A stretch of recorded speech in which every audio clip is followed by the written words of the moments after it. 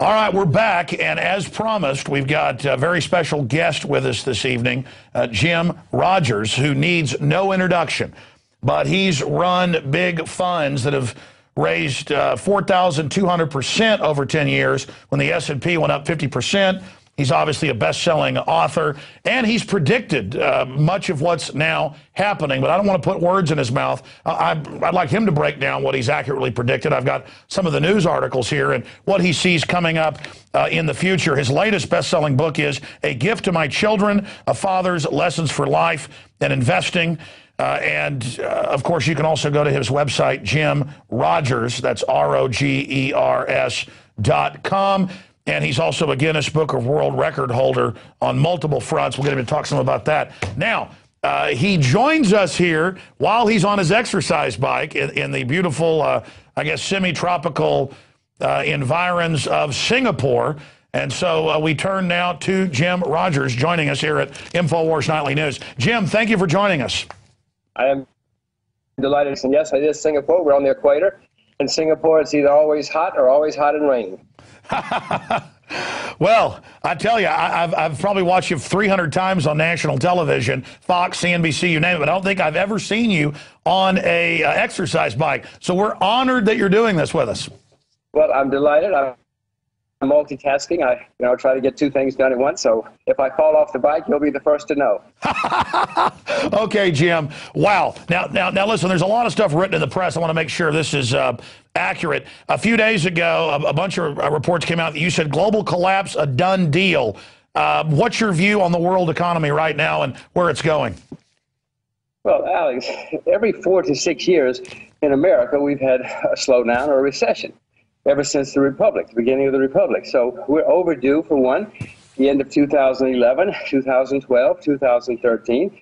So it always happens. It's going to happen again, despite what politicians or central bankers tell you. The next time around, it's going to be very bad. It's just as, 2002, we had a slowdown. 2008, it was much worse. 2012, 2013 is going to be worse still because we shot all our bullets. I mean, the U.S. cannot quadruple its debt again. We cannot print more money again, staggering amounts of money again. So it's going to be a mess, a huge mess. There's nothing we can do about it. Now, let's talk about, because I know you don't like to toot your own horn, but I've printed up a bunch of news articles here. I remember you 3-4 years ago saying what they did wasn't going to work, that you'd see all sorts of currencies going down globally, that commodities was the place to go, and gold's gone from $300 to $1,800, silver's gone from $5 to $30+. You're saying get into farmland. Toot your own horn, though, just so people can understand why you made the predictions you did. Quite a bit of what you predicted's come true. Break down how you were able to make those predictions, and then what you see coming in the near future, and then even the medium term. Well, Alex, I partly because of I know what's happened before in the world. In the early 1990s, Japan had a problem like this. They refused to let people fail. They propped everybody up. You remember the term zombie banks, zombie companies? Well, it's 21 years later. Japan is still suffering because they didn't accept reality. They didn't take the pain. The Japanese stock market is down 80%. That's 80% in the last 21 years because they refuse to accept reality. America's going to have the same problem. We're going to try to prop everybody up. That does not work. In Sweden, at the same time, 21 years ago, in Scandinavia, I should say, they took the pain. It was horrible for 2 years, 3 years. But since then, after starting over, taking the losses, taking the pain, Scandinavia's had a wonderfully vibrant and dynamic economy. It just doesn't work to prop up failure, to reward incompetence. You have to, that's what capitalism's all about.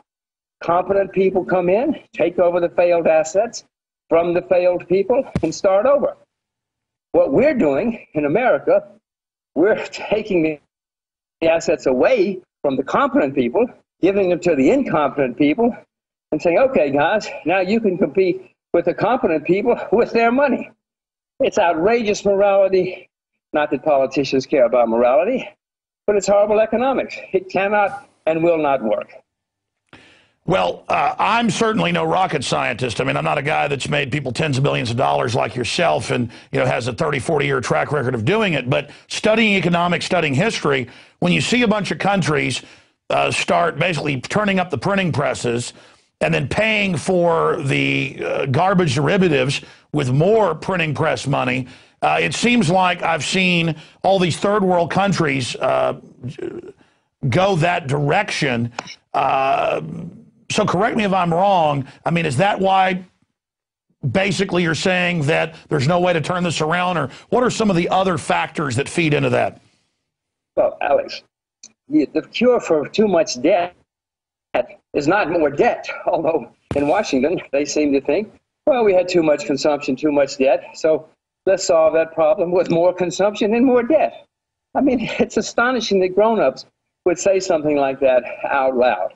If it were that simple, every country in the world would be prosperous. But what's always happened is you pile up debt, that fails, and then they start printing money. If all you had to do was pile up debt and print money, Zimbabwe would be the richest country in the world right now. Many countries would be extremely rich. It doesn't work. Economics is pretty simple.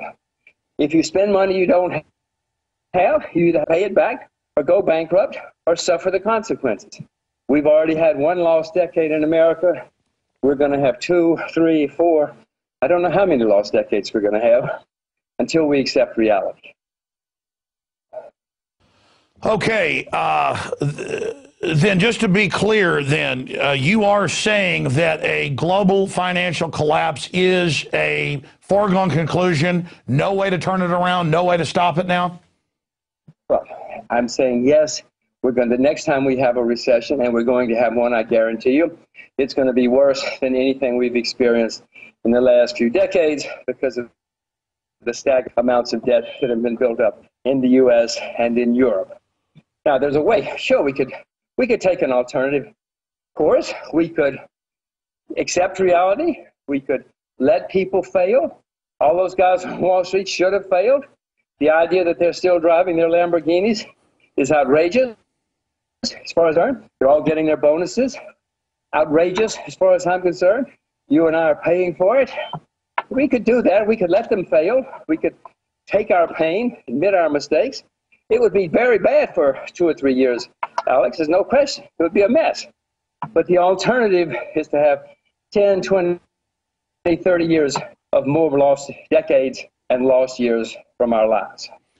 All right, Jim Rogers is our guest. We're honored to have him and a premier interview with him on the exercise bike. I'm actually loving this. I think this is pretty media worthy. And again, we appreciate your time and joining us.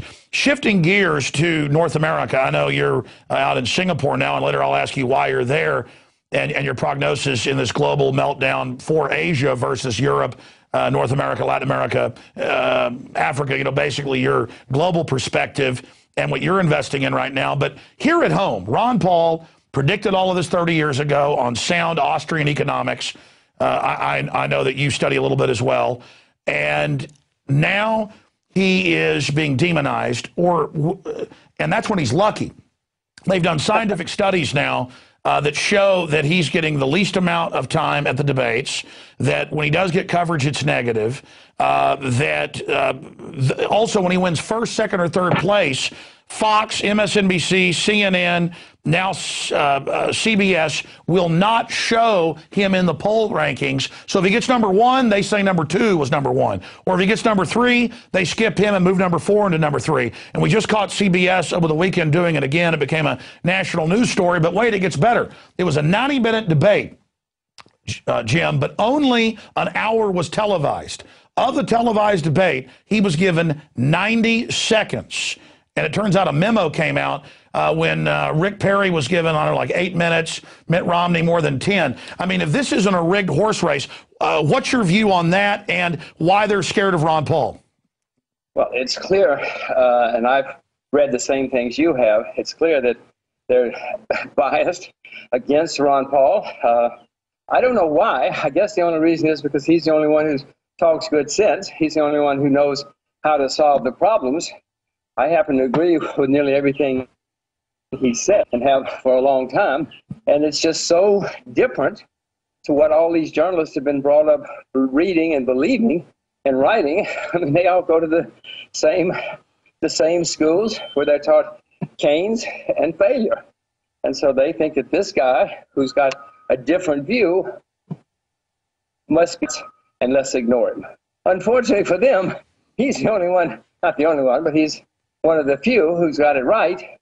And somebody, I don't know if the electorate will get it in time, but he's one of the few who knows what has to be done. Jim, looking at history, looking at geopolitical movements, looking at finance that you've studied so long and investment so accurately, and that's the real gauge of a tree is its fruits. Your fruits have been very successful and stable over a long period of time. Well, seriously, looking into your crystal ball, I mean, and then looking at the United States, it's clear they're not going to listen to Ron Paul. He is the only one of those Republicans that is talking sense, and one of only a few prominent people in the U.S. talking sense. The establishment wants to go the same direction, crony capitalism, insiders being guaranteed by the public, so much you and Congressman Paul have talked about. And now the elite are financing the welfare class to be their political army to demand more and more off the tit. And I see historically real calamities, real collapse, real social unrest here in the U.S. Obama has already tried to sick the Occupy Wall Street people on the middle class, claiming, that he's anti-corruption in Wall Street when he's financed by it. So what do you see for America and Europe? I mean, do you see a lot of really unstable things happening? Because it's clear they're not going to listen to you. They're not going to listen to Ron Paul. They know you're right. It's why they're scared of you. So is this ship going to hit the iceberg? What's going to happen? What do you see? Where do you see America in 5 years? Well, first, there's also a guy named Gary Johnson who is running for nomination. He seems to get it too, as well. I mean, he hasn't been as prominent so long as Ron has, but he also seems to get it. But what's going to happen? It's what I've said many times. There's going to be more social unrest all over the world. We've already had some governments fail and some countries fail. Alex, and a lot worse. As the price of food skyrockets, as the economy doesn't get better, more and more people are going to be in the streets. Unfortunately, we now have a generation worldwide which expects free lunches, and unfortunately the money's running out now. We cannot afford free lunches anymore, and you're going to see turmoil. You're going to see currency turmoil. You're going to see more inflation, higher prices, higher interest rates. It's not going to be fun. Be careful, Alex. Be careful and be prepared. Are you hinting at be careful being in America? Is that why you ran? I'm not saying you ran in a bad way. I'm tempted to run to Singapore or somewhere else. Is that why you've gone to Singapore? Because you have traveled the whole world. You've won the Guinness Book of World Record, for traveling the world on a motorcycle, for traveling in a car. You've been all over the planet. Is that why you've decided to go to Singapore? Because I know my wife has said to me, she's pretty smart. She's like, we need to get the hell out of this country because we can't even travel. I mean, the TSA wants to stick their hands down my daughter's pants. They want to grab my wife's breast. And my wife said to me last week, she said, listen, this is turning into Nazi Germany, and we need to be smart enough to get out of here. And I said, well, I'm going down with a ship on air. And she said, okay, but is that what you're hinting at? Well, first of all, you can go down with a ship on air somewhere else now with the computers. I mean, here I am. I'm in Singapore, and you and I are having a perfectly competent and civilized conversation. That's not the reason I left. I'm sure maybe it had some factor. No, I have two little girls. They were speaking, one Chinese, because I'm convinced that the best gift that I can give my children is to know perfect Mandarin Chinese, and to know Asia. I couldn't do that in New York. I love New York. I'm still an American citizen, still an American taxpayer, but I want to raise my children carrying them 21st century. I don't like what's happening in America. I hate it. Whenever I fly to America, I'm always a little bit worried because I know I'm going to have to go through American customs, American immigration, and I'm an American citizen. And I'm going to have to go with the TSA, and I'm always worried about that. You don't have to traveling elsewhere in the world, so you should listen to your wife. she's right, and it's getting worse. It's not getting better. But, Alex, I'm here for my kids. A lot of people move to different school districts or different places where they can have a good music teacher or football coach or whatever. I'm in Asia preparing my children hope for the 21st century. It's that simple.